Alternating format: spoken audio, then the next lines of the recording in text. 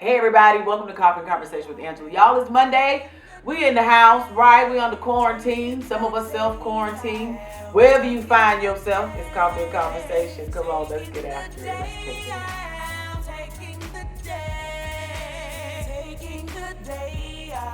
All right, everybody, I'm going to start today's episode with this. Due to COVID-19, otherwise known as the coronavirus, I decided when I went to stock up, while everybody else was getting meat and milk, your sister was on the aisle, y'all, and she was getting coffee. Talking about, can't run out of coffee and cream. Y'all, I had coffee before I had milk for the babies. That's a problem. But I promised I did. So I get to the aisle, right? I get to the coffee aisle. It's ravished. You know, my coffee lovers know, honey. We was on that aisle getting that coffee. And if that's the truth for you, go ahead on, hit like. So then I went ahead, and this was by its lonesome down on the end. Somebody had, I didn't even know, folks just made this rich satin medium dark. And now I like my coffee dark and robust with some complexity on the back end, meaning I want a full-bodied coffee. I don't want a thin, watery coffee. So I picked this up thinking, we'll see, what can, let's just see. It's coffee, how bad can it be? I get home, y'all listen. Now, let me be clear. This is not your expensive coffee brand. So this is not going to roll like your $12 bag, your $10 bag. That's not what this is. So don't get it twisted. Now, but it is excellent for like the $3 I paid. This thing here. Now I did 2 rounded tablespoons in my, because I have a coffee scoop.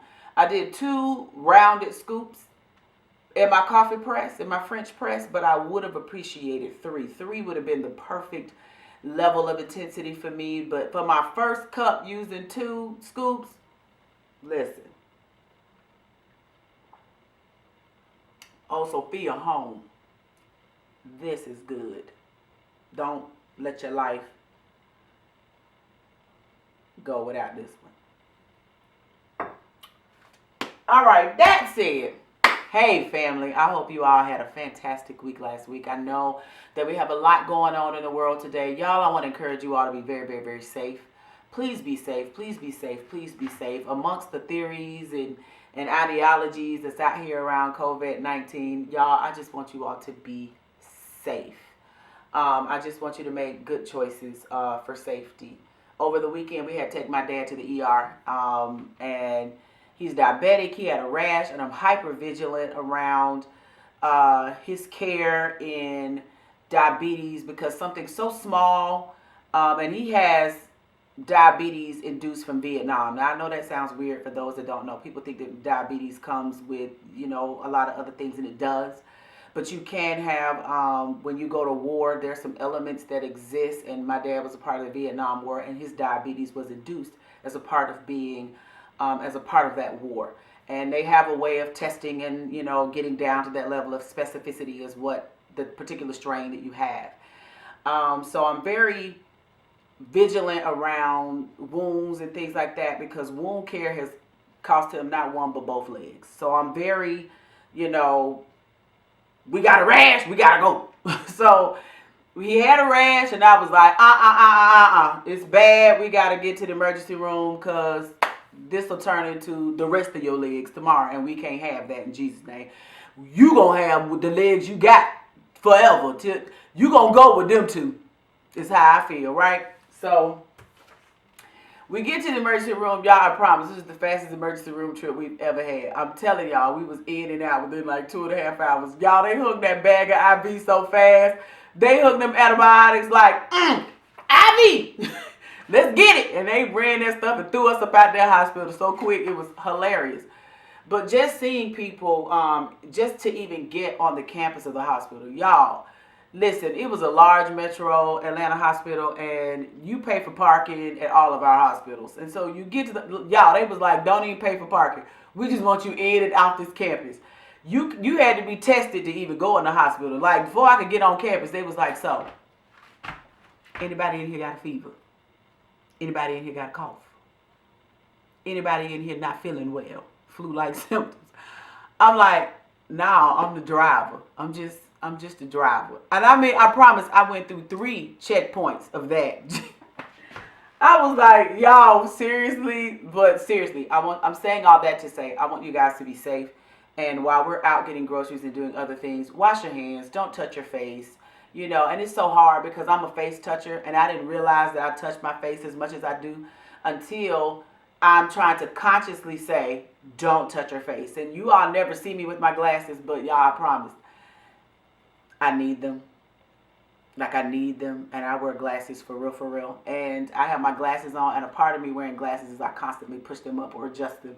And so I touch my face often just in eyeglass wearing. So I just want to remind you all, be safe.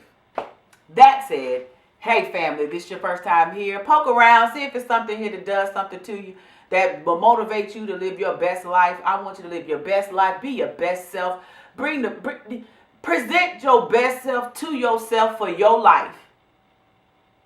I said that just then, like that. Ooh, Jesus, come on in the room. Listen, listen for real. There's no sense in presenting your best self to everybody else. The job, the church, the friends, and you ain't giving your best life to you. What in the world are you doing?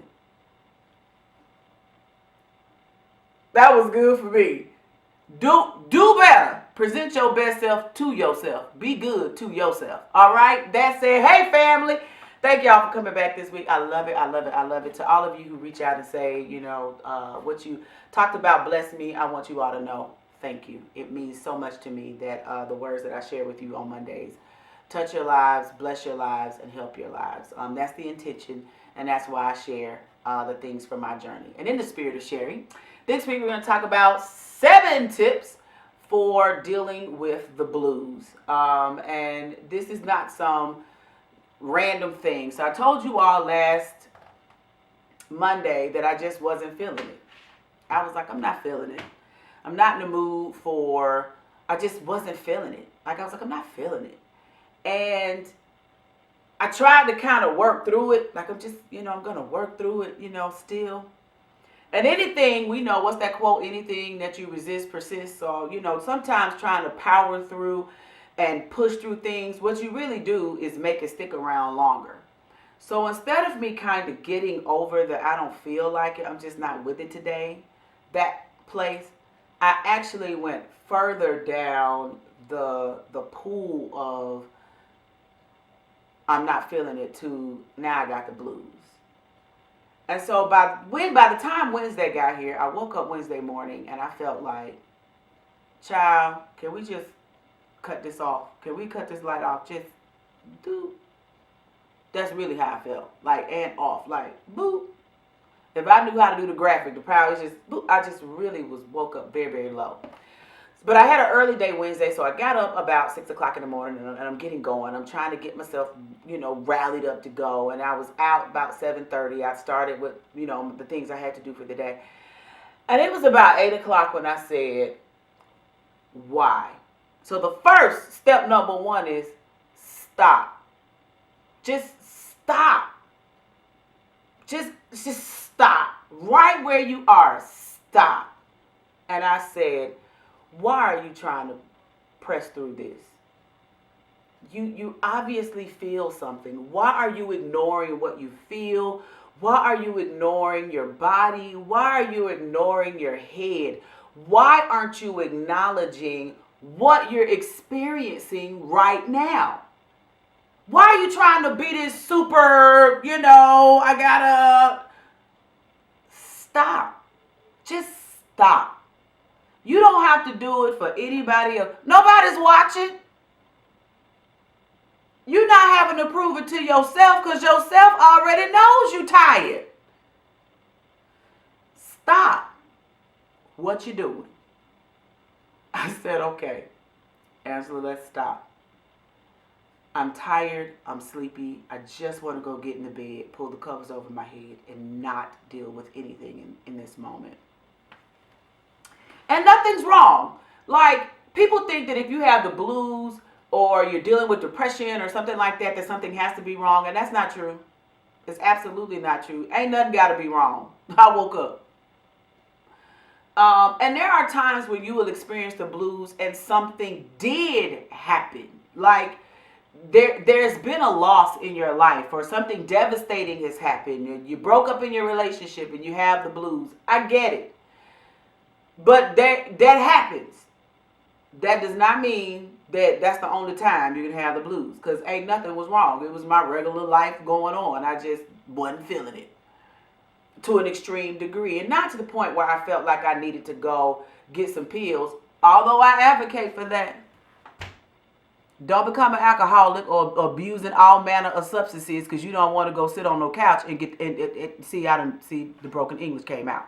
Because you don't want to go sit on a professional couch and get the pills prescribed that you need. Go get the help that you need. Do not become addicted to substances because you don't want to go to the doctor and get the pills. Because you can get off the pills. You cannot always get off the substances. Just saying. Now that your public service announcement is over.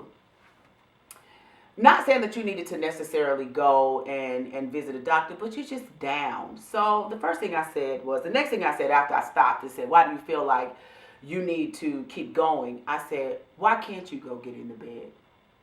And I was like, well, I got to go to work. I got to go do this. And I said, let's go look at your calendar and see if you can stop. I looked at my calendar and I said, the only thing that's mandatory that I kind of need to do today is at 12 o'clock. My day starts really at 12, but for the next 4 hours, it's free space for the most part. Let's move some things around and go home and get in the bed. So I went home and I got back in the bed. Went to sleep. I got rest. That's point number 2. Get rest. Stop. Rest. You can't hear in noise. You can't hear in clutter. Rest your mind. Rest yourself. Rest. I needed to rest. Whether that's sleep or whether that's just in quiet. Rest. Whether you need to meditate, rest. I needed sleep. I hit that pillow and it wasn't a minute, y'all, and I was offering up a snore praise. I was gone into the light. I was sleeping so wonderfully, and I woke up by myself around 11. So I get up, I go downstairs, and you remember I work from home, and so I decide that the next thing I'm going to do is I'm going to journal. And so I decide to write a letter to God. Dear God, and instead of doing the normal, God understand, I just, dear God, and I started writing. And meanwhile, as I'm writing, I'm listening. I'm waiting to hear the response of the Lord. Like, God, what are you saying through this to me about this? Like, I'm listening, oh great God. And I hear nothing. I heard nothing. So then I said, so point number 3, journal. Get it out. Get out whatever is inside of you. Don't just let it sit in there and boil. Don't just let it sit in there and stew. Journal. You can write a letter to God. Mine was 2.5 pages. You can write a letter to God. You can write it to yourself. You can just data dump out. But write down. Get those feelings out.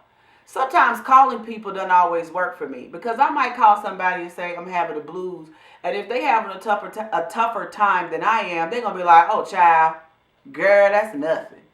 Or if you call somebody and you have the blues, they might not even understand. They might not be at the level that you are in a particular area, so they can't even relate to why you have the blues. They might look at your situation and be like, child, I'm with them champagne problems. Or whatever's driving your blues. They might not understand because they don't deal with the blues in the way that you do. So to them, you just cuckoo is a cocoa puff anyway. But journaling is a no judgment space. You get it out. There's no judgment. Nobody has to understand or relate to it. It doesn't even have to make sense to anybody but you. Journal. So I'm journaling. I'm getting it out. Getting out my emotions. I'm getting out how I feel. I'm getting out what's driving this. And I hear nothing from the heavenlies. I mean, I am literally like... Is this thing on? I bring the phone, take it back and say, hello? God, are you there?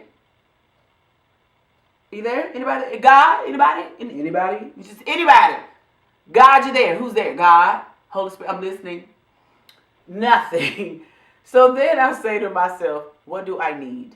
What do I legitimately need? Okay, Angela, what do I need to do for myself until I hear from God, until God is ready to speak in the way that he's going to speak and I'm ready to hear? What am I going to do? I want you to do the same thing. Number 4, be compassionate with yourself. I want you to say, what do I need? What do I need in this space? What do I need in this moment? How do I need to take care of me? It's okay to take care of you, especially when you're a caregiver to others. I had a personal friend call me this week and say, you know, I just take care of everybody else. And right now, I need to be taken care of. I need to be taken care of. And he didn't express it in that manner. He didn't say, I need to be taken care of. He expressed frustration with sometimes the neediness of others. And what I understood to pray for was, he needs to be taken care of. Can somebody take care of me? I take care of the whole world. Who can take care of me today? I need somebody, I need to lean. And I needed to be okay if I lean today. Which is point number 5. Who can you lean on? Who can you lean on during their time of the blues? Who can step up in your life and take some of the burden of your life while you take care of yourself? While you do number 4, which is be compassionate to yourself and take care of yourself, who can do number 5? Who can rise up to the occasion and do some taking care of you? Who can make things in your life a little bit easier while you stop, rest, slow down, and take care of yourself? Now, I'm saying a lot. So get your notes and jot it down in a way that makes sense for you. Pause it. Come back to it if you need to. Because I'm giving it to you the way it birthed for me. So then I said, okay, God, you know, what do I need? You know, okay, I need this right now in my space. I need to take care of me. I need to slow down. And it's okay that I do that. It's okay that I take care of myself. That I'm compassionate to myself, and that I figure out ways to make things easier for myself. What else do I need? I have to read things that inspire me. I ain't the first person to live. Not the first person alive on this planet. I'm not the first person to experience a blue day or depression or being down or not being excited about life. I'm not the first person to experience that at all. So, that said, how can I read something that will inspire me? I need to find something inspiring that will inspire me. Maybe listen to an inspiring sermon. What can I listen to that will inspire me? That will bring me up and not down. What will inspire me to go another further? Find something that will inspire you. Maybe you need to watch an inspirational movie. Find something that inspires you. That's step number 6. And step number 7 is to meditate. Meditate. Intentionally get quiet to hear what it is you need for your life. Intentionally get quiet to hear what your next steps are. What your very next step is. What it is that you need for this season. And sometimes all you need was rest. As I meditated and spent time with myself, the first 3/4 of the page was to God. The last half of the page was, what did I need? And then the next page and a half came as God began to speak over the next couple of days, and I began to hear, boo, this is why you so tired right here. And you need to stop doing this, and this. Find quiet time to continue to meditate and hear what it is you need to minister to yourself. Okay? All right? I hope this has blessed somebody. I know I was kind of long today, but I had a lot to say. Those are my 7 tips for dealing with when you have the blues. Y'all take those 7 tips, dig into them, and live a happier, healthier, better life. Have a fantastic week. Taking the day, I am taking the day. Taking the day, I am taking the day.